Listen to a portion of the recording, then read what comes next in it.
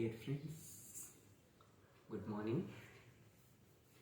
మీకు నేను ఇవాళ సర్వాంగాసనాన్ని చేయించబోతున్నాను. సర్వాంగాసనం అంటే ఇది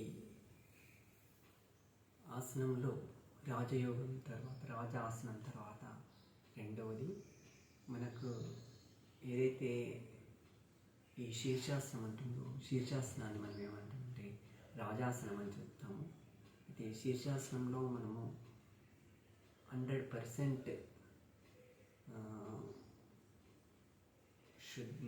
మనకు నేర్చుకోవాలంటే 100% మనము ఈ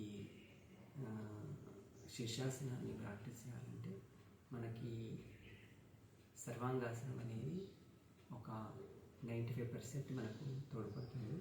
సర్వాంగాసనం అంటే అన్ని ఆసనాలు మనకు, అన్ని అవయవాలు మనకు ఇందులో పాల్గొంటాయి.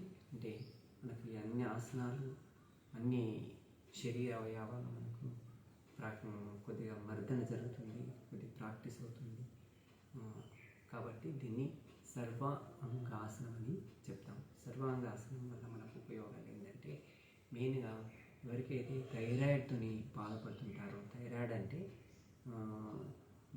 థైరాయిడ్ వల్ల మనకు ఏదైతే ఆరోగ్య సమస్యలు వస్తాయో ఆ థైరాయిడ్ని పూర్తిగా మనము ఈ ఆసనం వల్ల లాభాన్ని చేకూర్చవచ్చు, అయితే నిరోధించవచ్చు. కాబట్టి ఈ సర్వాంగాసనాన్ని నిష్ఠతోని, నిగ్రహంతో రోజు ప్రాక్టీస్ చేయడం వల్ల మనకు కనీసం ఒక 20 minutes అన్న ఈ సర్వాంగాసనంలో మనము ప్రాక్టీస్ చేయాలి.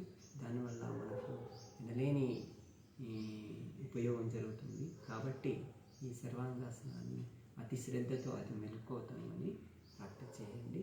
నేను చూపించబోయే ఈ సర్వాంగాసనం వల్ల మీకు మేలు జరుగుతుందని కోరుకుంటున్నాను. అయితే ఈ సర్వాంగాసనాన్ని చూసే ముందు మీరు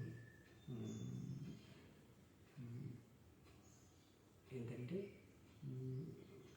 ఏ ఆహారం కానీ, ఎలాంటి ద్రవ పదార్థం కానీ తీసుకోకుండా జాగ్రత్త పడాలి. సో చూడండి ఈ సర్వాంగాసనాన్ని.